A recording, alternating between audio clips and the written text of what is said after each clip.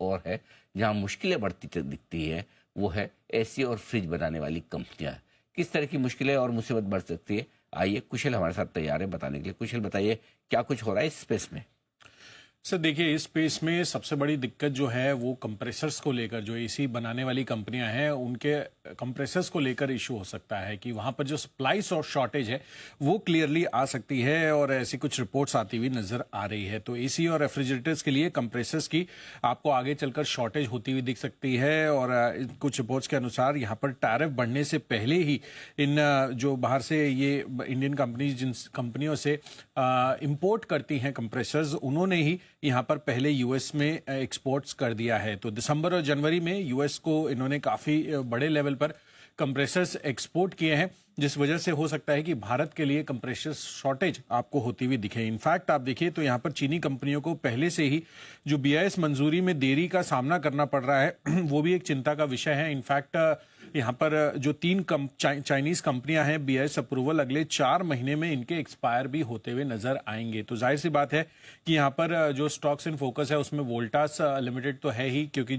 इनकी भी जो इंपोर्ट डिपेंडेंसी है कंप्रेसर पर वो काफी हद तक बड़े रूप में है। हालांकि इन्होंने कहा है कि हम प्लान कर रहे हैं कैपेक्स का कि यहाँ पर भारत में ही किसी और जापानीज या फिर कोरियन कंपनी के साथ एसोसिएट कर अपना कंप्रेसर लगाएंगे। लेकिन इन्होंने अक्टूबर 2023 में रणनीति बताई थी, और अभी Q3 के कॉनकोर हाइलाइट्स भी जब मैं पढ़ रहा था तो उन्होंने क्लियरली कहा है कि अब तक कंप्रेसर के जो मैन्युफैक्चरिंग है उसकी फाइनलाइजेशन नहीं हो पाई है। इनफैक्ट अभी भी वो टेक्नोलॉजिकल पार्टनर ढूंढ रहे हैं। तो अभी भी कुछ ऐसा क्लियर कट प्लान नहीं है कि भारत में कंप्रेसर ये बनाते हुए नजर आएंगे। तो जाहिर सी बात है कि यहाँ पर तमाम जितनी भी एसी बनाने वाली कंपनियां हैं, चाहे आप हैवेल्स को लें या फिर अन्य और कंपनियां, उनके ऊपर इंपैक्ट आ सकता है, क्योंकि आगे चलकर सीजन भी आ रहा है और डिमांड भी बढ़ती हुई नजर आएगी। लेकिन अगर कंप्रेसर की शॉर्टेज होती है इस मूव से, तो जाहिर सी बात है कि इनकी वॉल्यूम्स पर भी बड़ा इंपैक्ट आपको आता हुआ दिख सकता है। ओके, तो ये है आपके लिए एसी और फ्रिज वाली कंपनियों के लिए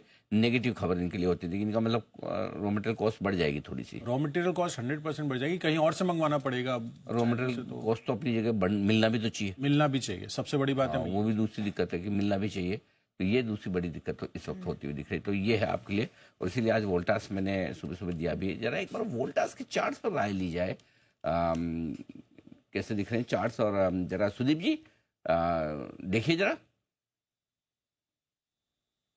जी अनिल जी, अनिल जी वोल्टास के चार्ट के तरफ ध्यान दे तो ये इनफैक्ट जनवरी फर्स्ट वीक से 1850 के लेवल से हम देखें तो एक डाउन ट्रेंडिंग जो हिसाब से इसका जो ट्रेंड है कंप्लीटली डाउन ट्रेंडिंग। और अब 200 दिन के मूविंग एवरेज के नीचे जब से फिसला है ये 20 जनवरी के नीचे, वहां से तो एक बार भी पलट के देखा नहीं है।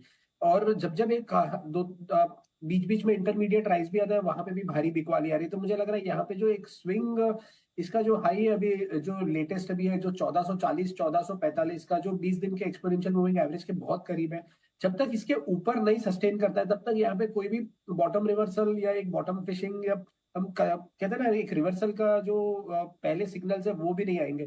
तो मुझे लग रहा है 1450 का ही एक इंपॉर्टेंट लेवल है जो पोजिशनली हमारे ध्यान में रहना चाहिए। इसके ऊपर ही हमें बाइंग की तरफ सोचना है।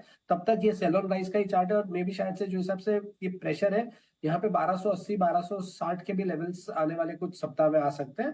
तो 1450 ये सबसे इंपॉर्टेंट लेवल सामने होना चाहिए। ओके, ये है आपके लिए राय वोल्टास पर आती हुई दिख रही।